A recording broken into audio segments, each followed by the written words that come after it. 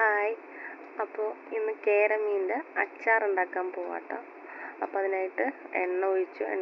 എണ്ണ ചൂടായി വന്നപ്പോഴേക്കും നമ്മുടെ കേരമീൻ വറുത്ത് കോരാൻ പോകണ്ട. അതിന് മുമ്പ് ഈ മീൻ ഉപ്പ് ചുറുക്കയിലിട്ട് വെച്ചിട്ടുണ്ടായിരുന്നു ഒരമണിക്കൂർ. അത് കഴിഞ്ഞിട്ട് അത് ഫുള്ള് വറുത്ത് കോരി ആ ചട്ടിയിൽ തന്നെയാണ് ഞാൻ കടുക് പൊട്ടിച്ച് പിന്നെ ഇഞ്ചിയും വെളുത്തുള്ളിയും കൂടി ചതച്ചത് നല്ലോണം മൊരിയിച്ചെടുക്കണം. ഞാനിത് രണ്ടാമത്തെ തവണയാണ് അച്ചാർ ഉണ്ടാക്കണേ. വലിയ കുഴപ്പമുണ്ടായിരുന്നില്ല ആദ്യത്തെ പ്രാവശ്യം ഉണ്ടാക്കിയപ്പോൾ.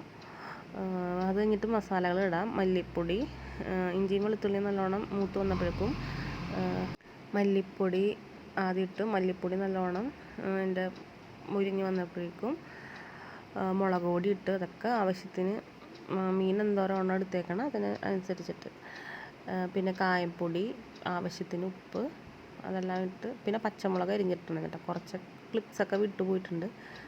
പിന്നെ ഉലുവാപ്പൊടി, അതെല്ലാം ചേർത്ത് നല്ലോണം ഇളക്കി കൊടുത്ത് പിന്നെ മഞ്ഞൾപ്പൊടിയൊക്കെ ഇട്ടിട്ടുണ്ടായിരുന്നു. മഞ്ഞൾപ്പൊടി ആവശ്യത്തിന് മഞ്ഞൾപ്പൊടിയും കൂടി ഇട്ട് കൊടുത്ത് നല്ലോണം ഇളക്കി കൊടുത്ത് പിന്നെ നമ്മുടെ മെയിൻ ഐറ്റം ചൊറുക്ക അല്ലെങ്കിൽ വിനാഗിരി എന്നൊക്കെ പറയും. അപ്പോൾ അത് ഒഴിച്ചു കൊടുത്ത് ആവശ്യത്തിന് നമുക്ക് ചാറ് വേണമല്ലോ. ഇവിടെ ചാറ് ഇഷ്ടമാണ് അച്ചാറിൽ. അപ്പോൾ ആവശ്യത്തിന് വിനാഗിരിയൊക്കെ ഒഴിച്ചു കൊടുത്ത് അതൊന്ന് കുറച്ച് നേരം ഇളക്കി കൊടുത്ത് കുറുകി വരട്ടെ. പിന്നെ ഉപ്പ് പോരാത്തത് ഇട്ട് കൊടുത്തിട്ടുണ്ട് കേട്ടോ. പിന്നെ വറുത്ത് വെച്ച മീനും കൂടി ഇട്ട് നല്ലോണം മിക്സ് ചെയ്തു. ഇതിപ്പോൾ നമുക്ക് കഴിക്കാൻ വേണ്ടി മാത്രമാണ് കുറച്ചായിട്ട് ഉണ്ടാക്കിയേക്കണത്. അങ്ങനെ നമ്മുടെ മീനച്ചാർ റെഡിയാണ്. നല്ല അടിപൊളി ടേസ്റ്റായിരുന്നു കേട്ടോ.